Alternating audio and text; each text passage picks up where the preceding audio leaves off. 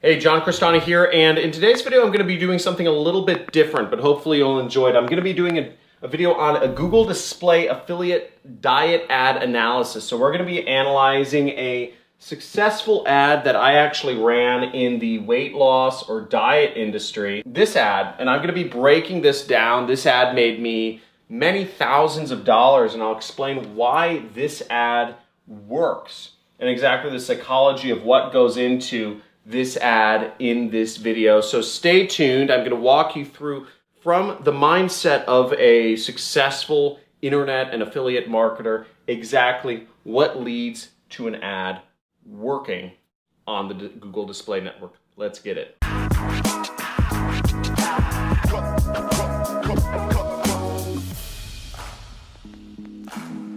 Hey, super excited you're here. We're going to be going over a Google Display Network affiliate ad in the weight loss, or what we call the diet ad industry, which is a very big industry. It's an industry that I've made $35,000 a day in. I will walk you through exactly the psychology from a marketer's perspective, how I created this ad and why it works. So this is the ad, okay? And as you'll see, it says, "Eat this, never diet again." It's a pretty simple ad. It's got this weird thing on it, and then it's got a line below, which is the Dr. Oz, the holy grail of weight loss. Okay, so now this ad, here, let me bring it up here. I'll go over a few things. So first off, this is what's called a medium rectangle. So it is 300 by 250 pixels. So, right, 300 this way, 250 this way, meaning that is the size of the actual ad itself. This is the most common unit of ad. One of the great things about this sort of ad unit, it is also one of the most clickable. It's one of the best ads in regards to direct response advertising. There are other types of ads called a banner ad, which look like this, and these are generally associated with banner blindness. There's also another type of ad called a skyscraper, which is looks usually like this. And these ads are also associated with banner blindness. They look like ads. They don't blend in to the content as much as a square ad might be. A square ad, or medium rectangle is what the unit's called, oftentimes blends in with the actual content of a page. Whereas these ads, the skyscraper and the banner ad, generally stick out like sore thumbs, so you don't generally want to use them, whereas this ad right here is what we're talking about. And this is just a kind of a mock-up of a general web page. Whenever I was running advertisements, I'd always run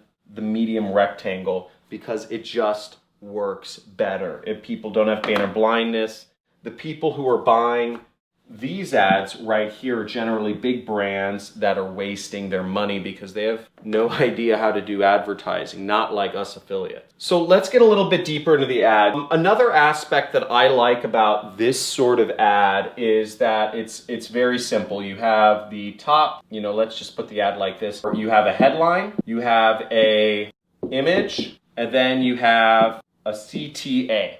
Okay, so it's very simple. Get their attention. Right, get their attention with the image, get a little more specific interest with the headline, and then bring it home with what you want people to do next with the actual line of text. And what's interesting about this is that the actual way people digest many ads is what they'll do is they will look at the image first, just to get their attention. So this is number one. Then they will read this line, that's number two.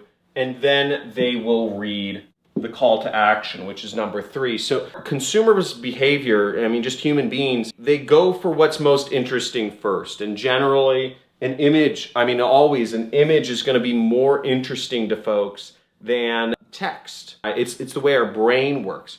Our eyes are trained to recognize things. Videos work even better than images. So if you're doing advertising on Facebook, for instance, you want to use videos. It's just a leg up. You can only win by putting videos in your ads rather than images. You can even take the same image and you can just turn that image into a video and put little flashy effects on it, make it blink or stuff. Obviously Facebook has a million guidelines, so they'll ban you for a lot of stuff.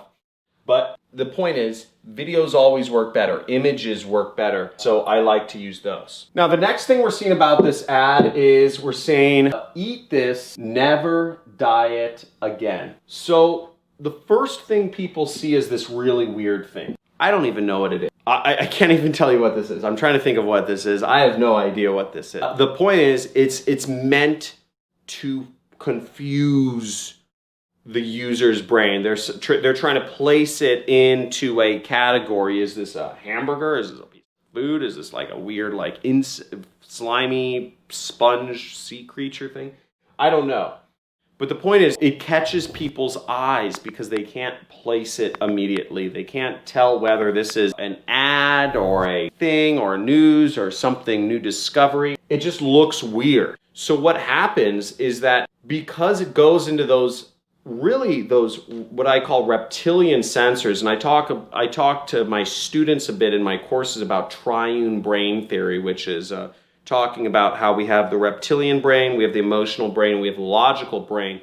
But what's interesting about the three different brains is that the reptilian brain, which is the fight or flight instinct, overrules everything, okay? Overrules everything. And the fight or flight instinct, what that is we as humans, when we see something, we need to say, basically, am I gonna eat it? Am I gonna mate with it? Or am I gonna kill it?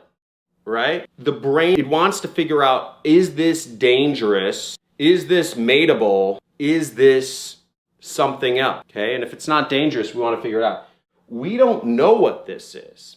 And when we can't place something in our brain, it brings interest to us. So even if we saw that little Google ad symbol up in the upper right, when people see this, their brain flips out. It stops thinking whether it's an advertisement or not. It's just kind of like, boom, here's this thing, and the brain starts freaking out because it's saying, is this supposed to be dangerous to me or not? So we get people's attention right there. But attention doesn't equal money. Because again, at the end of the day, as affiliate marketers, we only make money if somebody buys the product that we're selling. This is what we call kind of clickbaity, right? We're trying to interrupt people's patterns because people don't like advertising, okay? So you need to find a way to reach people. Now you may say, that's awful, John. You're getting people's attention when they don't want people's attention. That's what all advertisers do. And if you don't like advertising, then, I mean, what are you doing here? Come on. So the next thing is, we kind of foreshadow what the benefit is here. Never diet again, right? And we have that further kind of weird pattern interrupt. Eat this. Like, what? The assumption is you looked at the image first, and then you read that, and it says, eat this. And that just flips out the brain even more. You're saying, what? I don't even know what that is, right? That's what the brain's thinking. How can I know to eat it? Never diet again. So there's a curiosity angle. What we're looking for is interest, okay? And in sales, they call this AIDA. Attention. Do I have your attention? Interest. Are you interested in the product I have to buy? Decision. Are you ready to make a decision? And then action. So the first step is attention. We have to capture their attention. This captured their attention. This and eat this captured their attention. Interest. Right? This is I. Are you interested in never having to diet again? So what I'm selling here is Garcinia cambogia, which is a weight loss product. It essentially suppresses your appetite. Now that doesn't matter as much as Dr. Oz. Dr. Oz is the most famous doctor, and he's very well known for talking about weight loss in America. So that adds what's called social proof. And this also goes to another sort of part of the brain, which is, you know, I'd say the emotional part of the brain. That is the emotional part of the brain, which picks up on differences between social relationships. As humans, we are constantly kind of figuring out what is our pecking order, who's in a relationship with who can we say this to, can we get away with saying this to somebody, are they above us, are they below us, etc. in sort of the pecking order. And what we're always looking for is humans don't want to make decisions on their own. Humans want to make decisions that other people have made before them. Many of you are, you know, we have this whole like, you know, crisis pandemic thing going on. And You know, it's one of those chicken and egg scenarios. People will not want to go out of their house until they see other people go out of their house, right? Or a significant amount. People don't want to be the first. People don't want to stop wearing masks if other people are wearing masks. It's one of those social conditioning things. Social proof is the most powerful, it's one of the most powerful things, one of the 3 most powerful things in marketing. Because again, the more you can show that, hey, look, other people have made this decision before you. You can trust them, right? Trust the masses. People will always trust the mass. But this is just a psychology. So again, Dr. Oz, we throw in that social proof. We say, hey, look, I'm not pitching you anything. Look, it's this guy. This guy already said it's good. In this ad, we're saying the holy grail of weight loss, which is a quote that Dr. Oz had said about Garcinia Cambogia. So the holy grail of weight loss. So we already said they would never have to diet again. Now we're saying they are going to lose weight. So we just packed in the benefits there. Lose weight, never diet again. The #1 doctor in America has said that this is all good. And we have some weird we can't exactly place what's going on or what the solution is.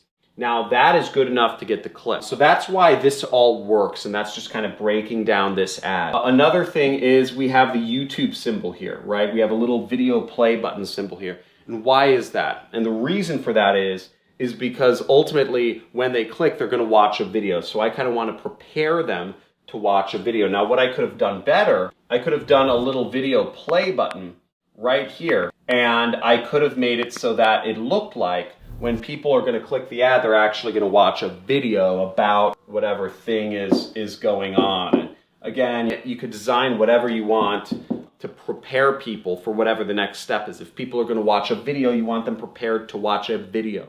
If people are going to read an article, you want them prepared to read an article, because not everybody's going to want to read an article. Not everybody's going to want to watch a video. People have different ways they like to consume internet content. So that's behind the ad. Now how I created this ad was actually simple. I never created it. I actually just copied it from another marketer, because again, marketing and sales, it's pitches. You can search up a lot of my videos even, and you'll see 10 other YouTubers before me shot a video on the same topic. You can search my videos, and 10 other YouTubers after me did the same video topic. Because in marketing, there are things that work. In psychology and in dating, everything in life, there is a playbook for what works. The way Jeff Bezos built his business, he wasn't trying something totally new. He built his business 99% by a framework that was proven and works, because he went to a top-tier business school. He worked as an investment banker. He went by what works. He's very by the books, if you know Jeff Bezos. And what we're doing here is very by the books. You don't try to innovate in marketing. You don't try to be creative. You don't try to think outside the box. Because if you think outside the box, if you're creative, you're probably going to fail.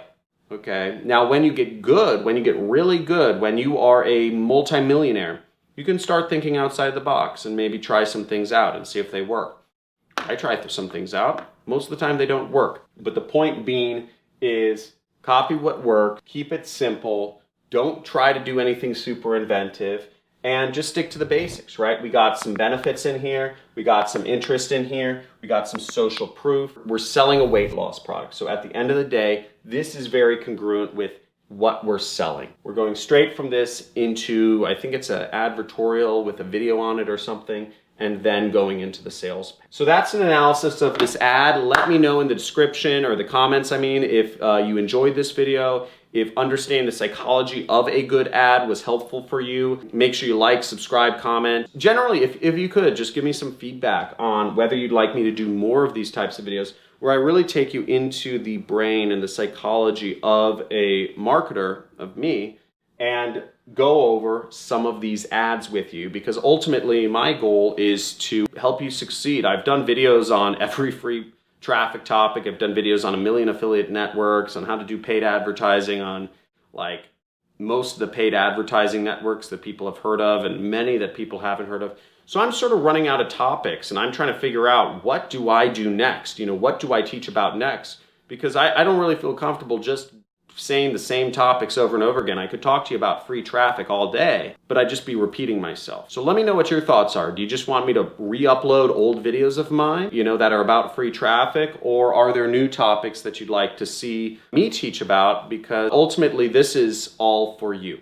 So thank you very much. Have a good day. Like, subscribe, comment, and talk to you soon.